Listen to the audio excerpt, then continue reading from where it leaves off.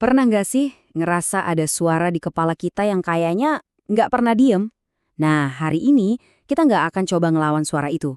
Justru sebaliknya, kita bakal coba ngertiin dari mana asalnya. Yuk kita bedah bareng-bareng soal overthinking. Pertanyaan ini, sering banget kan muncul di kepala kita. Entah pas lagi coba fokus kerja, atau yang paling sering, ya pas kita udah mau tidur. Kayak sengaja banget kita loh, otak kita milih waktu yang paling nggak pas buat berisik. Ini perasaan yang aneh banget ya. Belum ngapa-ngapain, tapi kok udah capek duluan. Energi kita tuh kayak kesedot habis cuma gara-gara ngebayangin semua kemungkinan. Gimana kalau gagal? Gimana kalau ditolak? Gimana kalau nanti kelihatan bodoh? Aduh, pusing. Dan pas malam dateng, harusnya kan waktunya istirahat ya. Otak kita malah baru nyalain mesinnya. Semua obrolan kecil diulang lagi, semua keputusan dipertanyain lagi. Bener-bener kayak ada radio rusak di kepala yang nggak bisa kita matiin. Tapi coba deh kita ubah cara pandangnya. Gimana kalau ini semua bukan soal kelemahan kita? Gimana kalau masalahnya bukan di diri kita, tapi di cara kita memahami kerja otak kita sendiri? Nah ini dia nih yang bakal kita jelajahi. Oke, untuk mecahin misteri kenapa pikiran kita berisik banget, kita perlu mundur ke masa lalu. Jauh banget ke masa lalu. Ke zaman di mana otak kita pertama kali dibentuk. Coba deh pikirin gini, overthinking itu sebenarnya sebuah fitur, bukan bug. Serius, ribuan tahun lalu, nenek moyang kita yang paling cemas, yang selalu mikirin skenario terburuk, justru mereka yang selamat. Jadi otak kita ini mewarisi program mending aman daripada nyesel dari mereka. Nah, disinilah letak masalahnya. Software di otak kita itu dirancang buat ngadepin ancaman fisik, kayak dikejar binatang buas gitu. Tapi sekarang, software kuno yang sama itu malah bereaksi sama ancaman modern, ancaman sosial.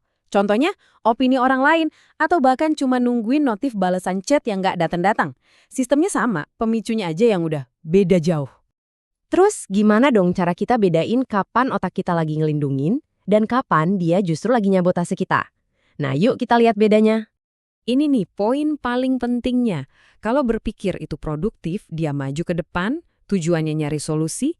Nah, kalau overthinking, dia itu kayak lingkaran setan.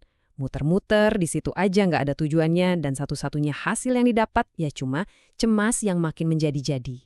Analogi ini pas banget sih. Rasanya tuh kita kayak lagi ngelakuin sesuatu yang penting ya kan?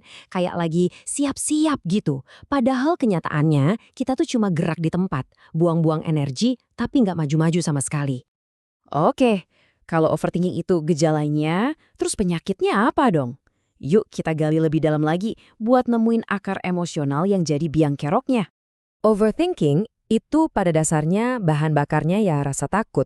Takut bikin salah, takut ditolak, takut gagal, takut ngerasa nggak cukup baik. Tapi, kalau semua rasa takut ini kita urut ke belakang sampai ke akarnya, kita bakal nemuin satu sumber utama, yaitu ketakutan kehilangan kendali. Dan disinilah paradoksnya. Semakin kita berusaha buat ngendaliin segalanya, pengen semuanya pasti 100%, kita malah makin ngerasa nggak punya kendali. Kenapa? Ya karena hidup itu emang pada dasarnya nggak pasti. Usaha buat ngontrol semuanya itu cuma bikin kita makin cemas. Oke, kita udah paham nih kenapanya. Sekarang kita masuk ke bagian yang paling penting. Gimananya? Gimana caranya kita keluar dari lingkaran setan ini? Ini ada 4 langkah sederhana buat ngerebut kembali kendali. 1. Sadari dulu kalau kamu lagi overthinking. 2. Tanya ke diri sendiri. Ini sebenarnya ada di bawah kendali gue nggak sih? 3. Kasih batas waktu buat mikir. Misalnya, gue kasih waktu 15 menit buat mikirin ini. Habis itu udah. Dan yang paling penting, langkah 4, ambil satu aja tindakan kecil. Nah, ini nih pemikiran yang benar-benar bisa mengubah permainan. Kita tuh sering banget nunggu sampai ngerasa 100% siap atau 100% yakin baru mau bertindak. Padahal kenyataannya, rasa percaya diri dan kejelasan itu justru datangnya setelah kita bertindak, bukan sebelumnya. Jadi, yuk kita simpulkan dengan satu perubahan fokus yang kuat banget. Bukan lagi soal gimana cara ngeberhentiin pikiran kita, tapi soal gimana cara memperkuat tindakan kita. Coba deh, pegang kalimat ini baik-baik. Kelamaan diam dengan keyakinan kalau kita harus mikir lebih banyak lagi, itu cuma bikin suara di kepala makin kencang. Tapi bergerak, walaupun masih ragu-ragu, itu cara kita buat nunjukin ke otak kita, yang pegang kendali di sini tuh gue. Ini dia intinya. Solusinya itu bukan buat bikin pikiran kita kosong melompong. itu mustahil. Solusinya adalah, ya udah, akuin aja ada suara itu, dengerin sebentar, terus dengan sadar kita pilih untuk melakukan sesuatu. Bikin langkah kita selanjutnya lebih berisik daripada suara di kepala kita. Jadi, aku mau tinggalin kamu dengan satu pertanyaan. Bukan lagi gimana cara berhenti khawatir, tapi apa satu tindakan kecil yang bisa aku lakuin sekarang juga? Mungkin balas email itu, mungkin jalan kaki 5 menit, mungkin nulis satu kalimat doang. Apapun itu, lakuin aja. Karena hidup kita nggak berubah dengan dipikirin terus-terusan, tapi dengan dijalanin.